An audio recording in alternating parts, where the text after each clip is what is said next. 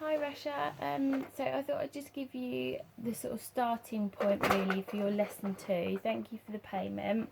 I've also got all the videos that you've sent through regarding Rhumba's walking. I'm going to have a look at those later today, but as I've said to you on the WhatsApp message, what I noticed in that first video was that he appears to have a gait abnormality.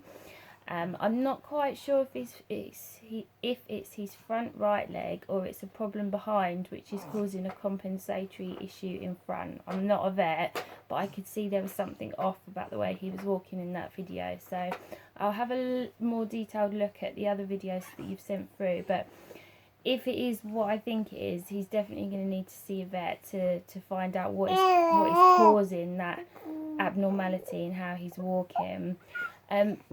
One of the things that I've found with vets in Egypt is they can be very dismissive of these kind of low level, complaints with animals, but they really shouldn't be, because if they're ignored, they become chronic problems, and the dog can be living with quite a lot of pain without us actually realising. So they really do need to take it seriously. So yeah, just make sure that whoever you take him to is somebody that you really trust and is good on these kind of issues, I would say. And we can't really separate vet issues from training issues, because if the dog is in a bit of discomfort when he's walking and then he sees a trigger that he doesn't really like in the environment, then his reaction to that is going to be somewhat magnified by how he's feeling inside. So you know yourself, if you've got a bit of a headache and someone's kind of at work is maybe, causing you a bit of stress, you're more likely to react adversely to that person because you've got the headache. It's that same principle. But that doesn't mean we can't get started. But I would like to have him see a vet and get those questions kind of answered sooner rather than later, really. So your loose leash walking is very good. I have to say, is very, very good. What we would like, if you don't mind, is for you to invest in a harness, because when he is potentially in situations where he might react adversely, all that pressure of his 35 kilos or whatever he is going to be on the delicate structure of his neck, and we really don't want that. In an ideal world, of course, we would never get close enough to any triggers to make him react like that, but we know stuff happens, so it would just be really good if you could invest in a well-fitting harness for him. I'm just going to try something different here. The leash can often be part of the problem with reactivity, and I'm not saying let him off the leash around other dogs at all, that's not what I'm saying, but it's just good to be aware that the leash functions as a restraint. So if you're feeling a bit stressed or worried, and you're restrained at the same time, that can often make your reaction worse, basically. We call it the leash as a conditioned stimulus, so it becomes part of the behaviour almost. So when the dog is wearing the leash and he's around that trigger, his behaviour is probably worse than it might be if you met the dog off leash, let's say. So I'm going to send you a common problems video, which is something that I created as a general overview of things that people sort of tend to do maybe not correctly when they're trying to modify behaviour around reactivity on walks.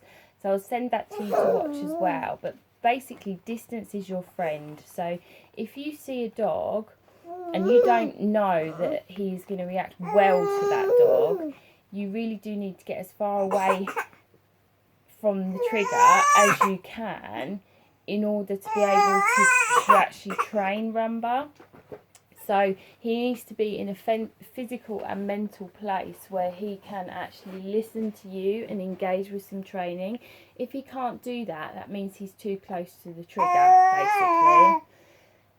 So what I would imagine you could do with Rhumba is rehearse some behaviours that he knows really well. So sit, or checking in, something very simple, and do it at a distance where he can actually seemingly ignore that trigger, that dog.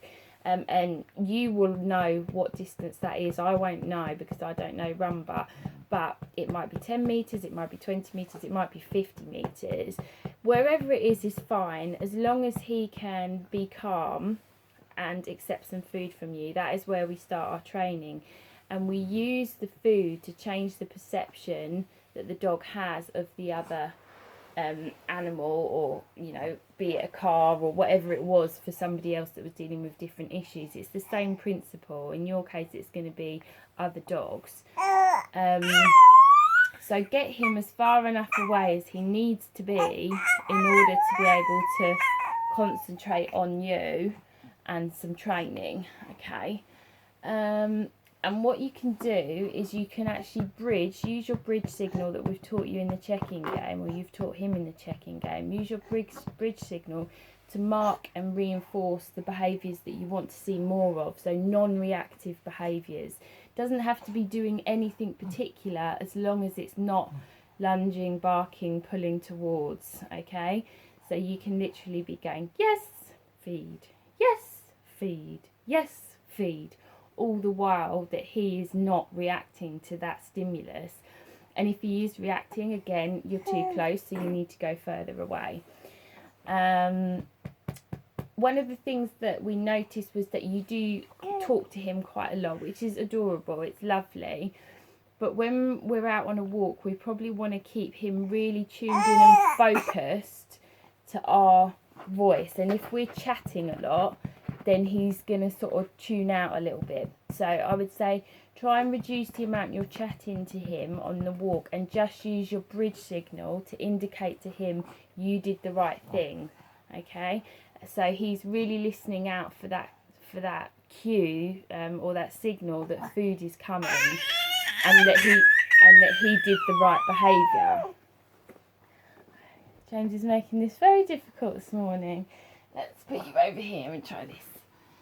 Sorry about this. You'll get used to me doing these videos where my children are helping. So yeah, less chatter, mark and reinforce the things that you like that he's doing well, whether that be loose leash walking, a calm sit, checking in with you, anything at all that is non-reactive in the presence of the trigger stimulus.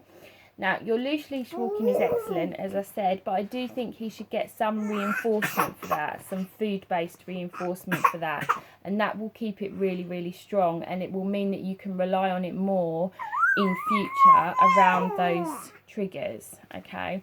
So you won't have to do it very often with Rhumba because he's so good at it, he's so well rehearsed at it, but you know, every few minutes or so, just mark and reinforce him for loose leash walking as well, okay? So I'm just going to quickly run through that list again. Vet check, harness, distance is your friend, practice well-rehearsed behaviours at a distance in the presence of a trigger stimulus. He needs to be calm enough to eat and calm enough to focus. If he can't, you're too close. My daughter's awake now. Bridge and reinforce non-reactive behaviours.